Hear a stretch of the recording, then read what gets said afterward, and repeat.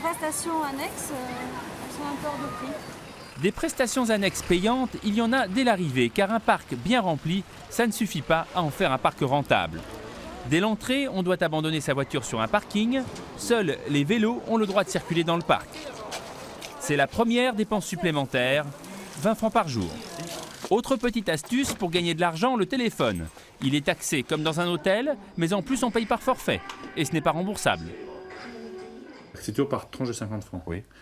Donc si on téléphone pour 51 francs, on paye 100 francs quand même. Au pire, oui. Côté sport, à l'exception de la piscine, tout est payant. 80 francs l'heure de badminton, 30 francs l'heure de ping-pong ou encore 45 francs les 3 quarts d'heure de gymnastique. Le bowling, c'est 105 francs pour 1 heure et pas une seconde de plus. C'est terminé. L'arrêt automatique, le directeur aimerait bien pouvoir l'appliquer au 8 tennis extérieur.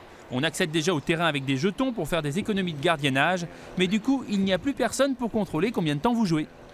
Ce que nous cherchons, c'est une méthode qui permettrait, à la fin de l'heure de tennis, de faire tomber automatiquement le filet.